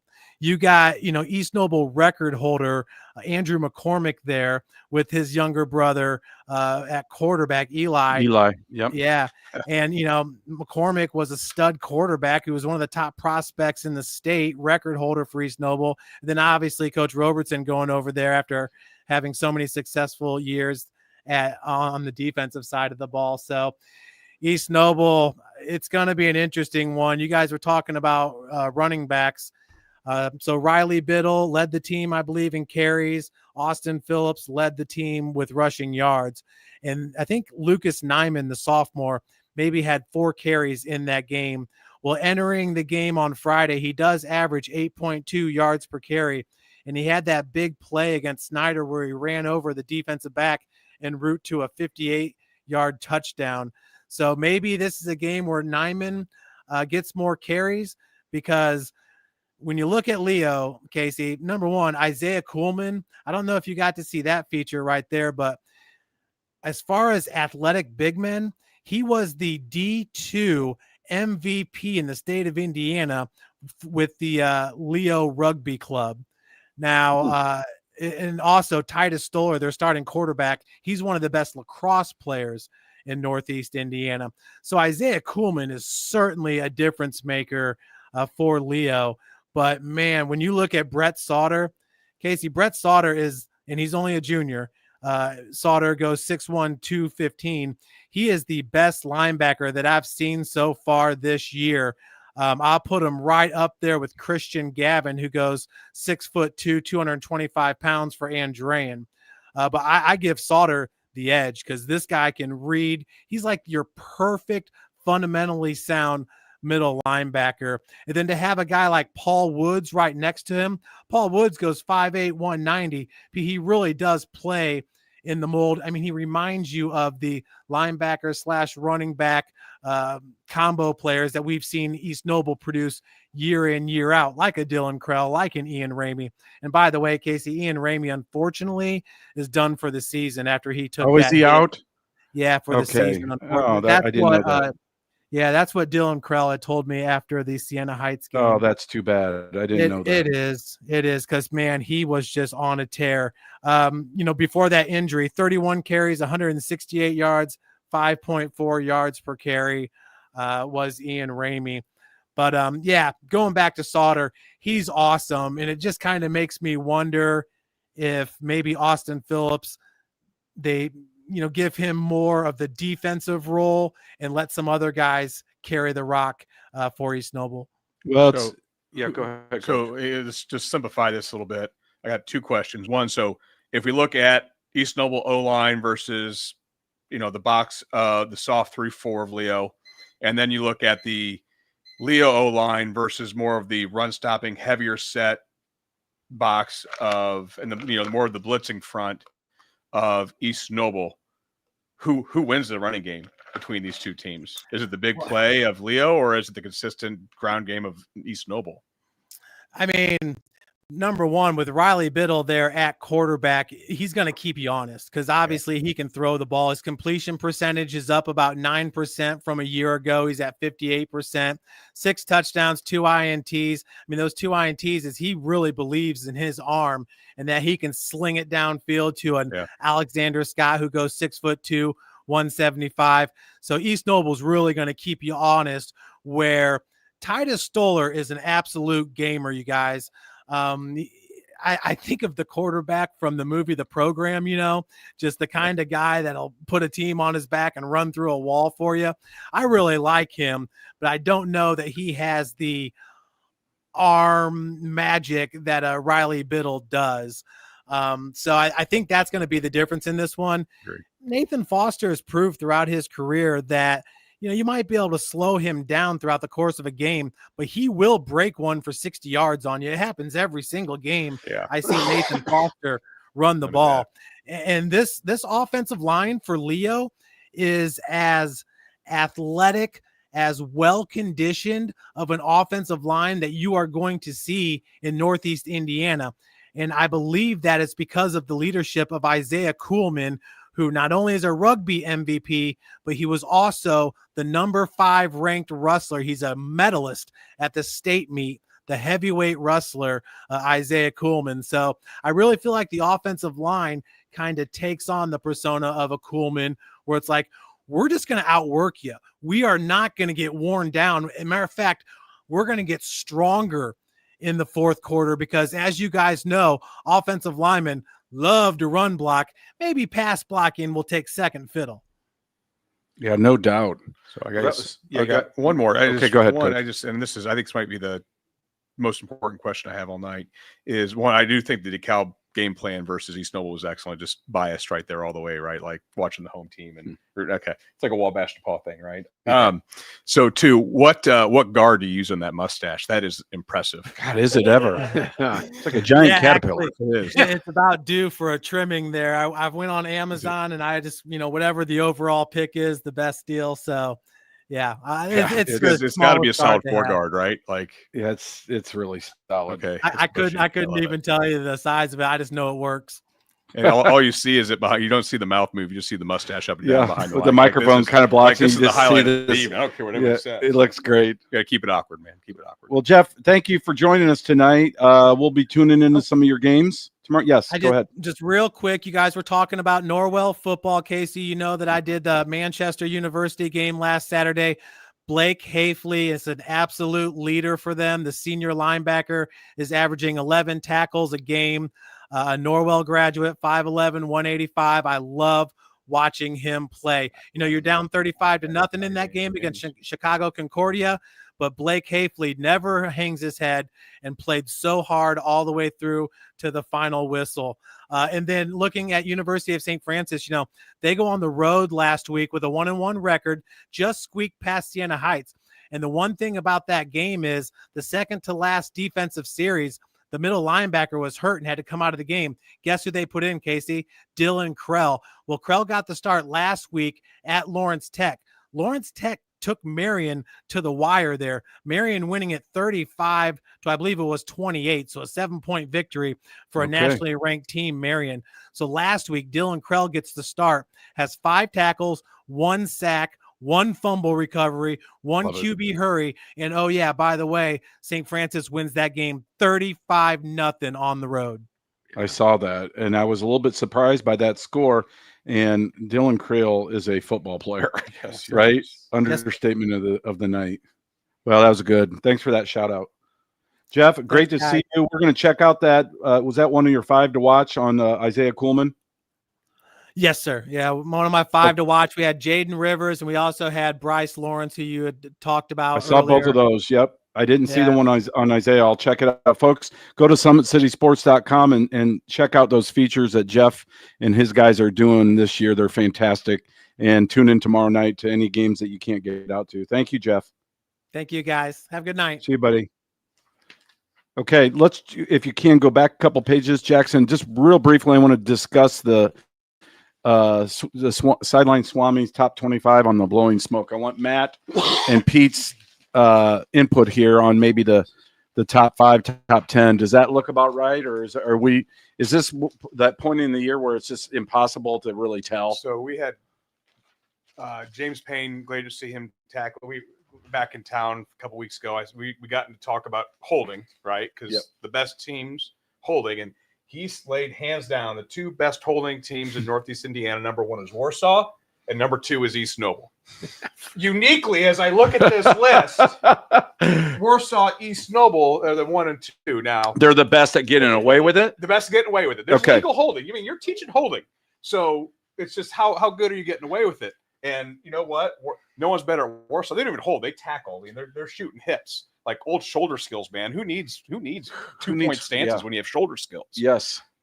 Well, that's Bart ball. It's right? Bart ball, baby. That's how they do it. Hey, and they're another stack team, and they got their defense has been on point. They've been giving up yards, but they've been at it, and that's I know the DC there is a former game night legend, Jake Callhorn, and he was a center at St. Francis, I believe so. Time, and so he's the DC down there. Right. I had a little communication with Jake at the beginning of the year. I think he's kind of seems like he's Coach Curtis's right-hand man. Well, I mean, I think Curtis's son's on staff too. For sure. Michael, right? Yeah, Mike. Yeah. And, I could see one of those 2 maybe taking the helm at some point. Yeah, you never know. But I don't think he's ever going to stop coaching. Yeah, Coach Curtis. Yeah, no. Walking around his tank tops and his fuzzy shoulders. I love that guy. So, Matt, what do you think? Is this top 25 look pretty representative, or is this? So you flip flopped Warsaw and East Noble. Is that? Yeah, I punished the Knights for that narrow win over DeKalb. I think Dwinger might be better. Maybe, yeah. The offense still needs but- to improve, which they have. The other big thing, Special teams and defense are awesome. They've cut down their turnovers each week, Right. too. Right. And listen, Leo, if Leo goes up to Kendallville and wins tomorrow night, they're number one. Yeah. If they do. I Jackson's moaning over there in the corner.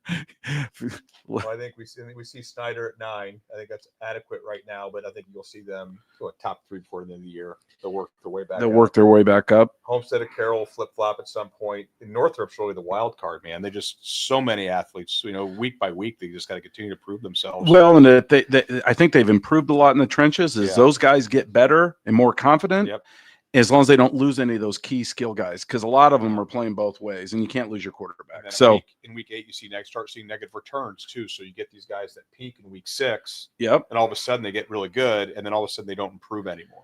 So it's how do you see them continuing to try to win a sectional title? So that'll be interesting to see. Good point. I also see Lures. I know Jeff talked about great defense. If you read the text, I was telling you the one Taylor, number 99. I said to Casey that he's an animal. He looks like Warren Sapp. He has the same number as Warren Sapp, and he plays like Warren Sapp. No, he's pretty good. And he was fun to watch. Their offensive line is humongous, including Jonas, 6'8". He's 280, by the way. He's lean and mean. No, he looks like I an stood NFL behind lineman. him. And the other kid, I think is his last name Walker, 6'4", 320. Mm-hmm. They have a huge O-line, and the Morgan kid, I think, is a 4-year starter. So I think their offense is only going to get better. They got all sophomore skilled guys, running backs, receivers, quarterbacks. Yeah, and it's taken a little while to get those guys comfortable, and the line, truthfully, I don't think has played up to their standards. They haven't, but they'll get better. Yes. Yep. All right. Well, good stuff there. All right, let's get into the picks. Ooh, this is why we're all here. That's why we're here. It's like the Friday. The full disclosure: both of these knuckleheads are part of the breakfast club that the Swami references often during the season. So there's usually breakfast on the line.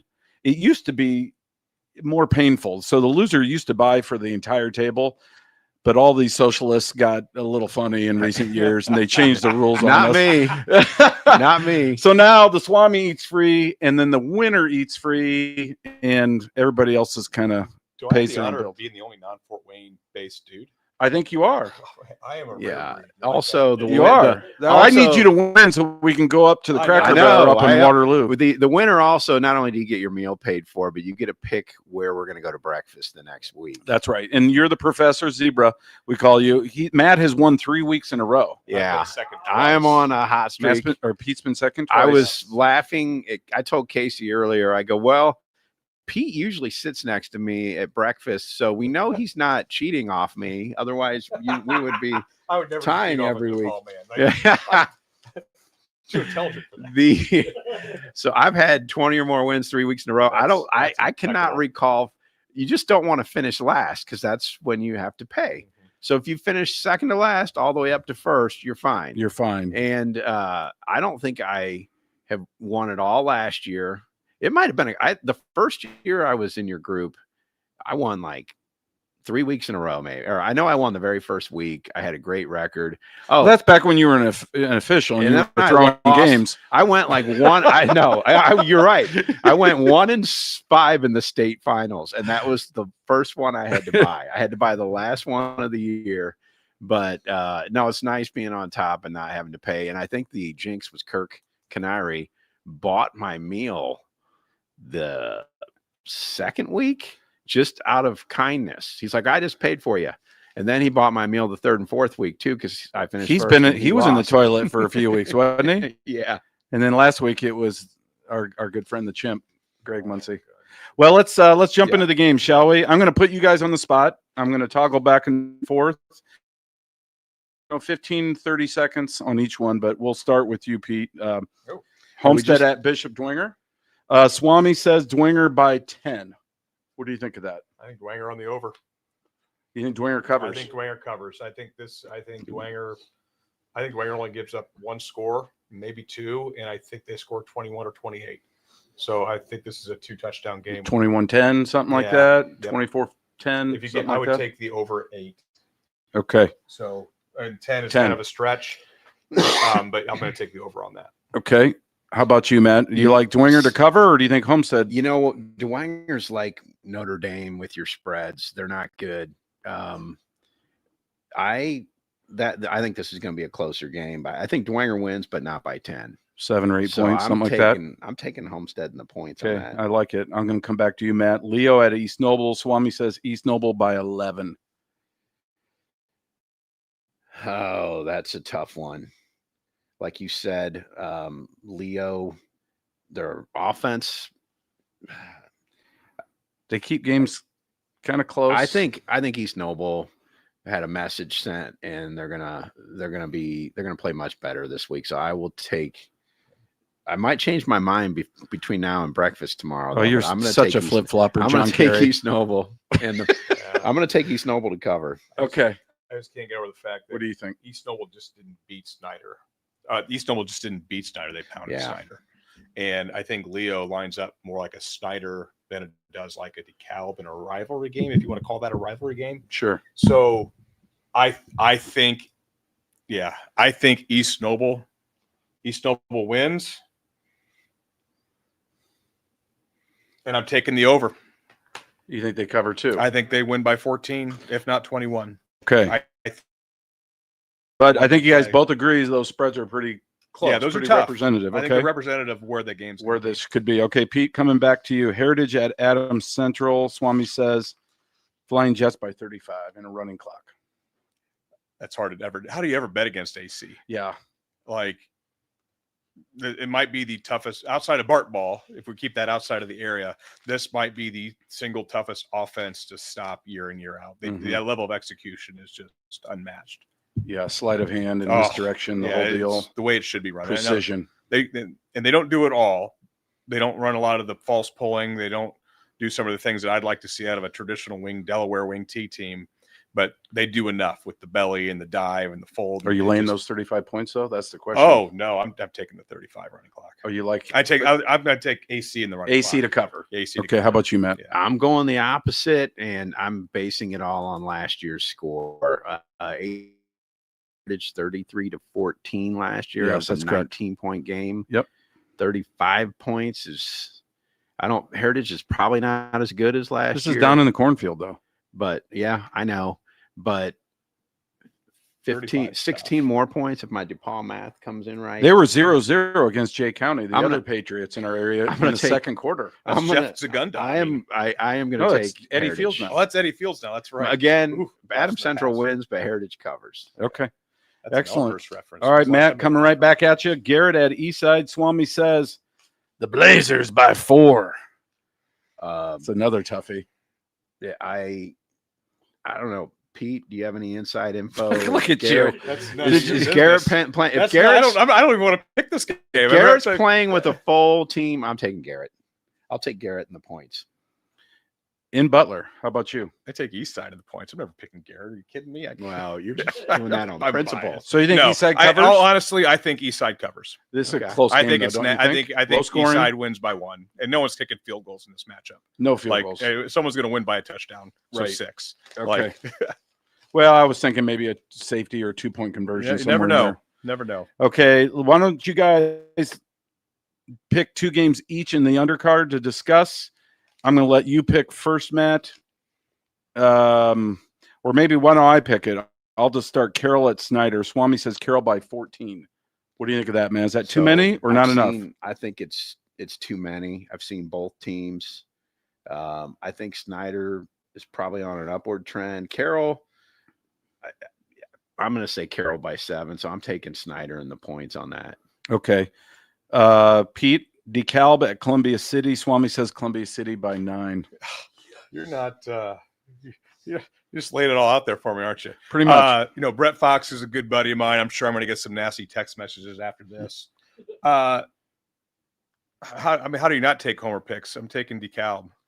Well, of course. Yeah. Why would You're a DeKalb guy. I know.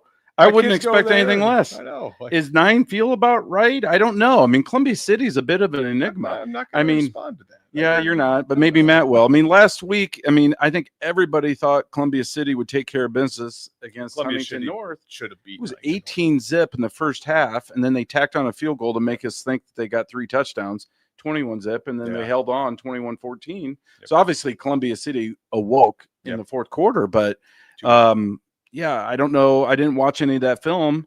I assume they just loaded up the box and took away the run and made them one-dimensional, and that must be the recipe to beat Columbia City. What do you think, Matt? That was surprising considering Columbia City got out of the gate beating Northwood, right?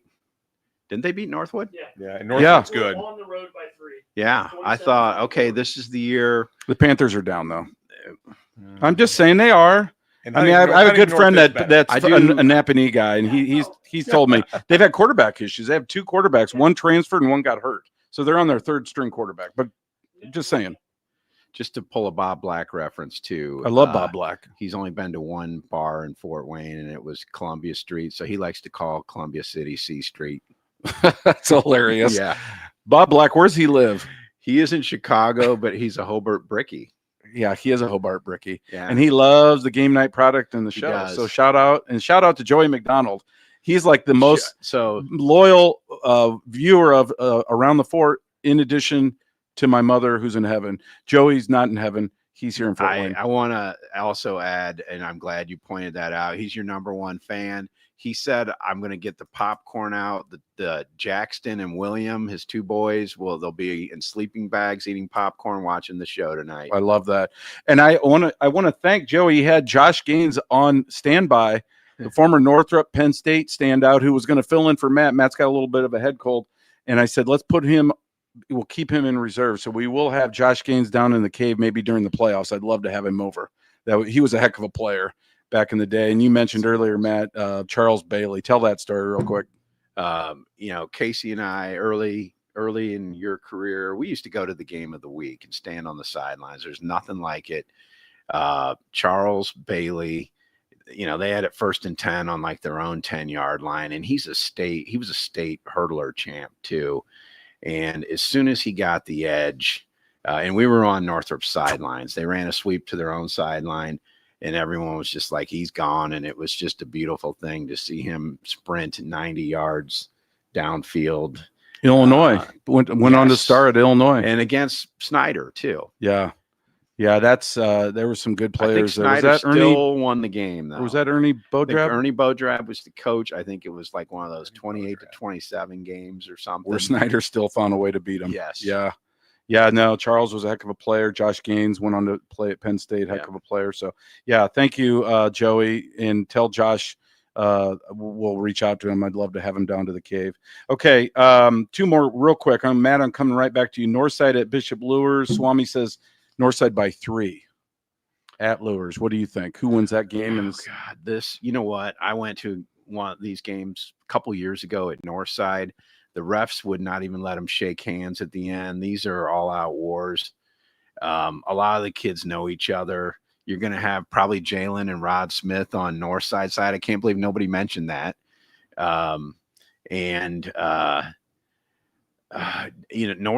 has 2 Division I players in every class, including the freshman class, at least on the roster last year. And I'm going to go with North to win the game by more than 3. Okay. Yeah. Yep. And then Pete, we'll close it out with you. Norwell at New Haven. Swami says, I think maybe a slight upset. New Haven by 4. Norwell wins. That's why it's a slight upset. Yep. But they win outright, you think? Norwell wins outright. Okay, just because they're able to win the battle up front. It's just it's an element of execution. Okay. Well, we will see. Well, thank you guys for coming over. It was so much fun. All I know is that I'm leaving here with like about 120 texts, so I think I made some people mad or people happy. So hopefully a little bit of both. I know. Hopefully that means we did our job. It is like, yeah. So it was fun. Thank you so much for having me. It was a blast. I hope you'll come back. Anytime I get to talk football is truly just a blessing. The fact that I really don't get a coach anymore. Sure. I miss it dearly, but I've what a wonderful family and a wonderful career now. And the fact that I could stay in the game with small things like this is just truly an honor. And appreciate you having me down You here. bet. Well, Even though I have to sit next to Matt. we'll do it again. Next time we'll put somebody else over No, there that as doesn't long as have Matt- Wabash red on. Well, in case, if that's the case, Matt can sit in the middle next to me. Like back seat, middle of the hump. Well, it was great. We'll have you again, Pete. Appreciate it. We'll Thanks, see you in the guys. morning at breakfast. Matt, man. thank you for coming over. Yeah, Appreciate it. appreciate it. Yeah, I know you had to take one for the team. Matt sent me a text earlier today and said, I got a head cold. I don't feel very good. You and I know said, what? you got to come. I Yeah. think Pete's Irish coffee has helped. I feel Did the I trick. don't know. This is false accusations. I'm enjoying some nice soda on the rocks. Like, I'm just happy it's just great company. I'm not going to comment on any of those discussions. Well, thank you guys. And Jackson and Nolan, thank you for everything. For Casey and Pete and Matt and our Grace College boys over here in the Snake Pit, Jeff Mahoney from Summit City Sports, Jake the Snake Smith. Man, we're praying for your dad. Turn a corner there, and we'll get you back in the cave soon. And we'll see everybody next week. Thanks, everybody. all right.